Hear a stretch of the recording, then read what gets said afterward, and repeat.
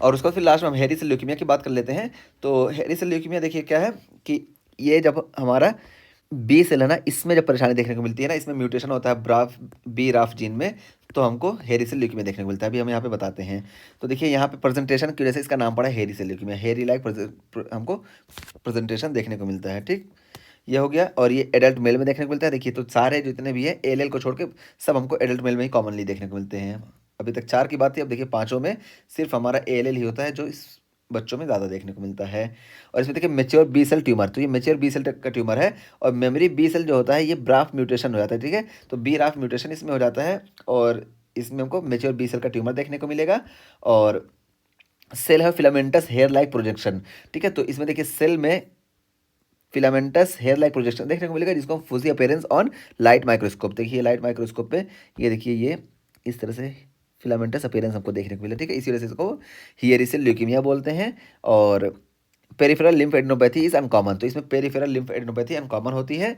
और causes marrow fibrosis, तो ये बोन मैरो की फाइब्रोसिस कराता है। और ड्राई टैप ऑन एस्पिरेशन, तो हमको जब बोन मैरो का एस्पिरेशन हम करेंगे तो ड्राई टैप देखने को मिलेगा। और patient usually present with massive splenomegaly, इसमें हमको मैसिव स्प्लीनोमेगेली देखने को मिलेगी, ठीक है। और पैनसाइटोपिनिया भी देखने को मिलेगा। तो यहाँ पे हम फोकस क्या करेंगे, तो देखिए यहाँ पे जो है दो ही सिम्टम हमको देखने को मिलते हैं इसमें। हेरी सेल ल्यूकीमिया में हमको सिर्फ दो सिम्टम देखने को मिलते हैं। एक स्प्लीनोमेगेली देखने को मिलेगा और दूसरा क्या है, बोन मैरो फाइब्रोसिस देखने को मिलेगी। और जब बोन मैरो फाइब्रोसिस होगी इसके लिए हमको पैनसाइटोपेनिया देखने को मिलेगा और स्प्लीनोमेगेली देखने को मिलेगी। तो बहरहाल हेरी सेल ल्यूकीमिया में सिर्फ हमारे पास दो सिम्टम है, स्प्लीनोमेगेली और bone marrow fibrosis. Bone marrow fibrosis इसको पैनसाइटोपेनिया कॉज कराता है, ठीक है। ये हो गया। और स्टेनिंग की बात करें, देखिए हमको ट्रैप पॉजिटिव देखने को मिलेगा, ठीक है। टर्ट्रेट रेजिस्टेंट एसिड फॉस्फेट, ठीक है। फुल फॉर्म का मतलब नहीं, ट्रैप पॉजिटिव देखने को मिलता है। तो ट्रैप्ड इन ए हेरी सिचुएशन, तो हेरी सेल ल्यूकीमिया में हमको ट्रैप्ड यानी ट्रैप पॉजिटिव देखने को मिलता है, इससे हम याद रखेंगे।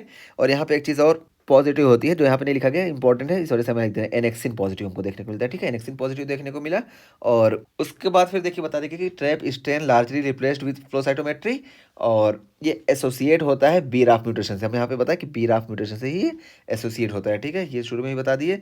और ट्रीटमेंट की बात करें तो देखिए प्यूरिन एनालॉग हम देंगे, जैसे जैसे क्लेडिबाइन और पेंटोस्टैटिन, तो ये प्यूरिन एनालॉग है। और जब इसको हम देंगे ना तो यहाँ पे देखिए ये जो डीएनए का वो है ना, प्यूरिन एनालॉग हम दे देंगे तो यहाँ पे ये डीएनए में हम एक तरह से गलत प्यूरिन देते हैं, प्यूरिन का एनालॉग। और डीएनए का जो है फॉर्मेशन जो है ना यहाँ पे गलत हो जाता है, जिसकी वजह से डीएनए रिपेयर जीन जब इसको देखता है तो पता चलता है कि यहाँ पे गलत डीएनए का फॉर्मेशन है, जिसकी वजह से ये सेल किल हो जाता है, ठीक है। तो इस वजह से हमारे जो हेरी सेल ल्यूकीमिया है ये इस तरह से ट्रीट करते हैं कि डीएनए रिपेयर जो मैकेनिज्म है उसके थ्रू हम यूज़ करते हैं और यहाँ पे प्यूरिन एनालॉग देते हैं। और जब सेल करेक्शन नहीं होता है तो हमारा सेल डेथ हो जाता है, सेल डेथ। तो वही जो है हमारे ट्यूमर सेल हैं वो इस तरीके से प्यूरिन एनालॉग से डेथ हो जाते हैं। तो ये हमारा एक बहुत ही अच्छा ट्रीटमेंट है, ठीक।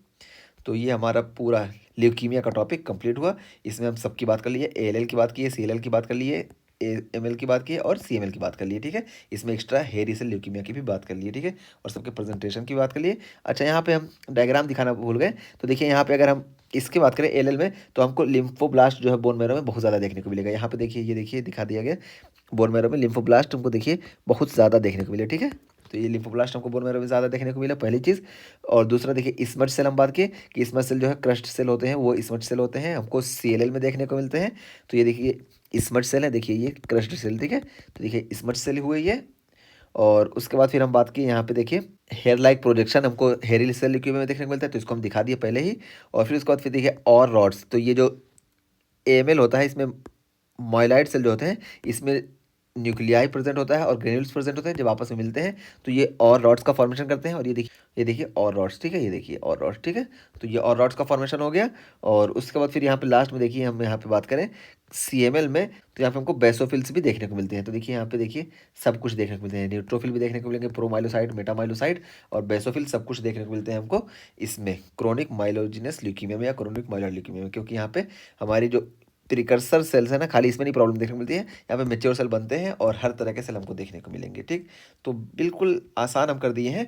बाकी जो क्लासिफिकेशन वगैरह है उस पर हम फोकस नहीं किए क्योंकि कंफ्यूज ना हो, बस इतना जो मेन पॉइंट था ये कर दिए। बाकी आपको जो अपनी तरफ से ऐड करना है वो ऐड कर लीजिए, क्योंकि मैं भी बहुत कंफ्यूज था शुरू में कि ये असल में होता क्या है। इस वजह से मेरा जो मेन एम था मेरा, जो मेरा मोटिव था, ये समझाना कि इन सब में डिफरेंशिएशन करना हमको आ जाए, ठीक है? डिफरेंशिएशन करना आ जाए और बाकी सब में क्या-क्या देखने को मिलता है, कौन-कौन से मार्कर्स होते हैं, ये सब रटने वाली बात है और इसको हम जो है रट के याद कर लेंगे। लेकिन डिफरेंशिएशन करना हम सीख गए, ठीक है? तो ये सारी ये जो चीज़ें थी इसको हम एक्सप्लेन कर दिए।